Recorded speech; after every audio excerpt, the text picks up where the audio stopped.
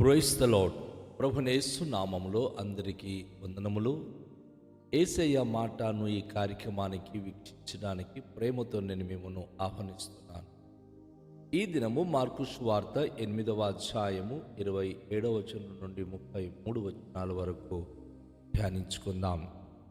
యేసు తన శిష్యులతో ఫిలిప్పుదైన కైసరియతో చేరిన గ్రామములకు బయలుదేరెను. మార్గముల నుండగా నేను ఎవడనని జనులు చెప్పుకొనుచున్నారని తన శిష్యులను అడిగెను. అందుకు వారు కొందరు బాప్తిస్మమిచ్చు యోహాననియు, కొందరు ఏలియానియు, మరికొందరు ప్రవక్తలలో ఒకడనియో చెప్పుకొనుచున్నారని. అందుకాయన, మీరైతే నేను ఎవడనని చెప్పుచున్నారని వారిని అడుగగా, పేతురు నీవు క్రీస్తువని ఆయనతో చెప్పెను. అప్పుడు తన్ను గూర్చిన ఈ సంగతి ఎవనితోనూ చెప్పవద్దని ఆయన వారికి ఖండితముగా చెప్పాను. మరియు మనుష్య కుమారుడు అనేక హింసలు పొంది పెద్దల చేతను, ప్రధాన యాజకుల చేతను, శాస్త్రుల చేతను ఉపేక్షింపబడి చంపబడి 3 దినములైన తర్వాత లేచుట అగత్యమని ఆయన వారికి బోధింపనారంభించెను. ఆయన ఈ మాటలో బహిరంగంగా చెప్పెను. పేతురు ఆయన చేయి పట్టుకొని ఆయనను గద్దింపసాగి. అందుకాయన తన శిష్యుల వైపు తిరిగి వారిని చూచి, సాతానా, నా వెనకకు పొమ్ము. నీవు మనుషుల సంగతులను మనస్కరించుచున్నావు గాని దేవుని సంగతులను మనస్కరింపకున్నవని పేతురుతో గద్దించెను. ప్రియదేవుని యొక్క బిడ్డలారా, ఈ ఉదయకాల సమయంలో ప్రభువైన యేసుక్రీస్తు వారు చెప్పిన కొన్ని అద్భుతమైన మాటలను గురించి మనము ధ్యానిస్తున్నాం.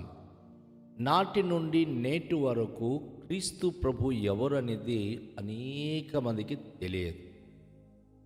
ఆయన ఈ లోకానికి వచ్చినప్పుడు ధర్మశాస్త్రంలో కానీ, ప్రవక్తల గ్రంథంలో కానీ, కీర్తనల గ్రంథంలో కానీ, ప్రపంచ దేశాల్లో ఉన్న అనేకమైన గ్రంథాలలో ప్రభువైన యేసుక్రీస్తు వారి యొక్క ఆగమనము గురించి, ఆయన గురించి చాలా స్పష్టముగా అనేక విషయాలు రాయబడినవి.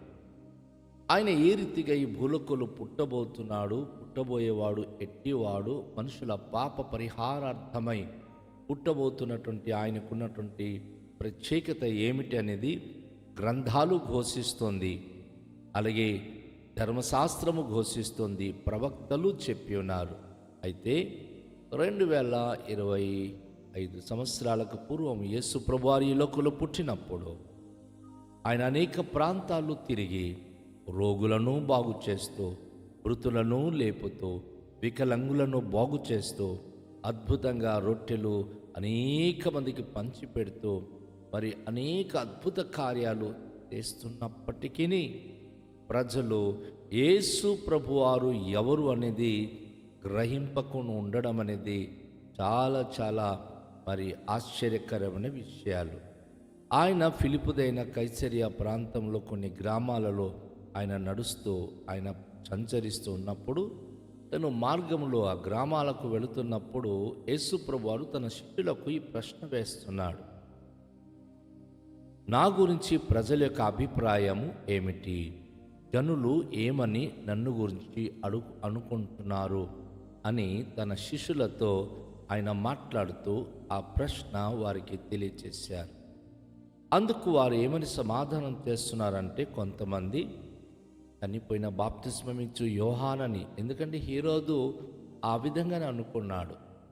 హేరోదు యొక్క మనస్సులో తను చంపించిన బాప్తిస్మమిచ్చు యోహాను ఒకవేళ యేసు ప్రభు రూపంలో ఆయన సంచరిస్తున్నాడేమో అని చెప్పి ఆనాడు భయపడ్డాడు. కనుక ఇక్కడ చాలామంది బాప్తిస్మమిచ్చు యోహానని కొందరు అనుకుంటున్నారు, కొందరైతే ప్రవక్తైన ఏలియా అని కొందరు, మళ్ళీ కొందరైతే ప్రవక్తలలో ఒక్కడని చెప్పుకొనుచున్నారు. అంటే యేసు ప్రభు ఎవరనేది స్పష్టంగా ప్రజలు గ్రహించలేకపోతున్నారు.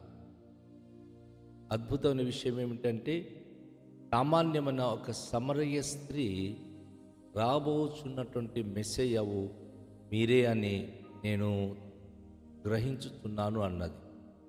దెయ్యాలు సర్వోన్నతుని దేవుని కుమారుడైన క్రీస్తు అని పోల్చి ప్రభువును గురించి చెప్పసాగింది. కానీ ఇన్ని అద్భుతాలు చూసినప్పటికీ, ఎన్ని మహత్కార్యములు చూస్తున్నప్పుడు కూడాను యేసు ప్రభువారు ఎవరనేది అనేక మంది యేసు ప్రభు గురించి ఇంకను సరైనటువంటి నిర్ధారణ లేకుండా వారు ఇంకను కలవరముతోనే ఉన్నారు.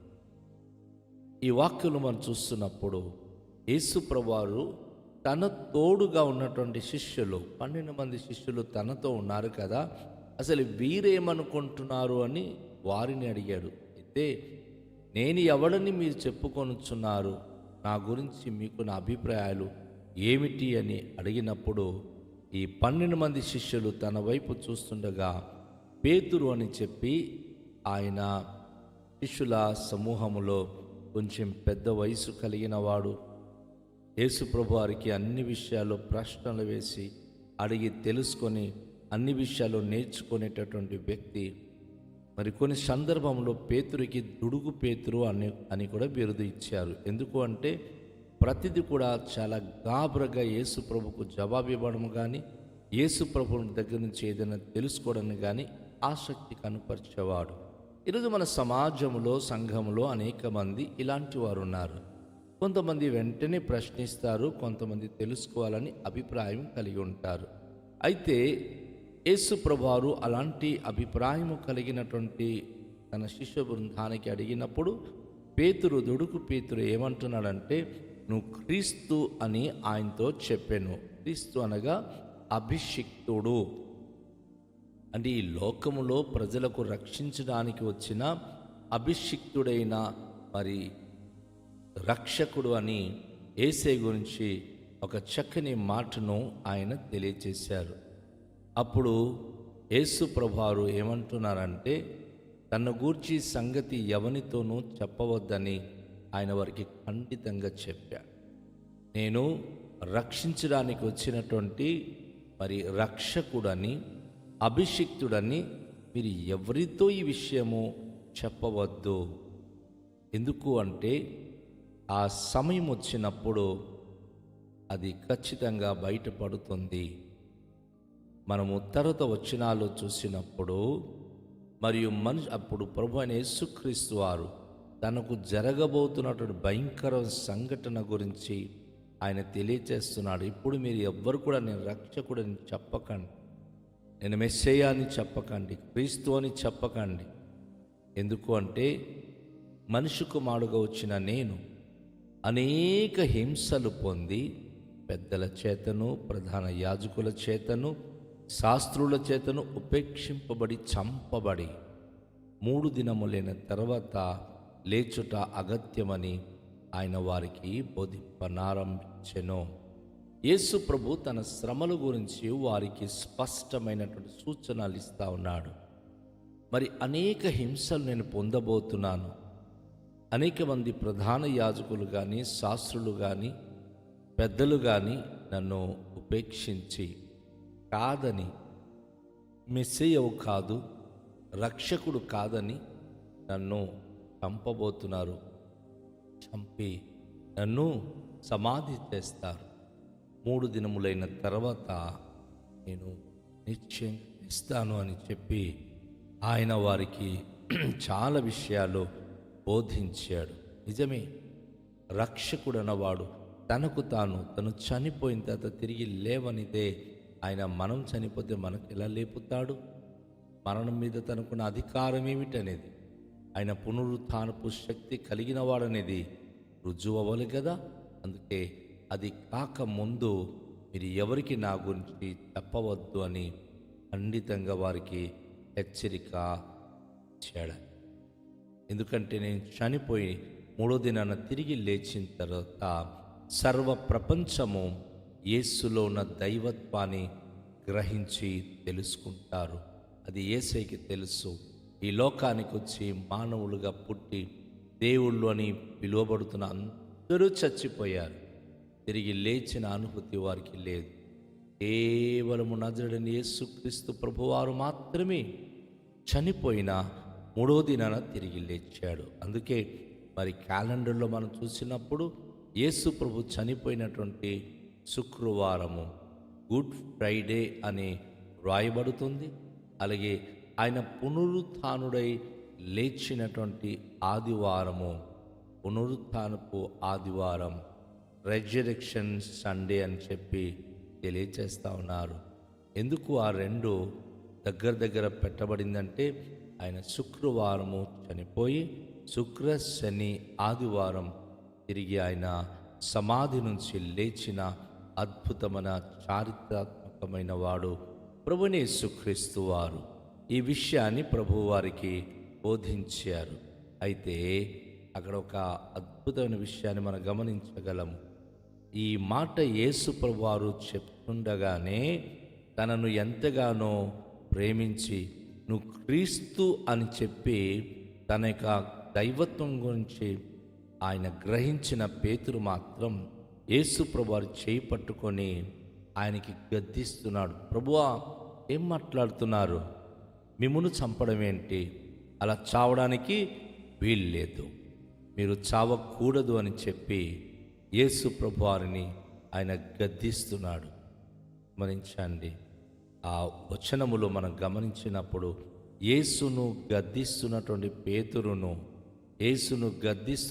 పేతురును యేసు ప్రభు వారు వెంటనే తన శిష్యుల వైపు చూచి పేతురును చూచి, సాతానా, నా వెనకకు పొమ్ము, నువ్వు మనుషుల సంగతులను మనస్కరించుచున్నావు కానీ దేవుని సంగతులను మనస్కరింపవని పేతురును గద్దింపసాగి.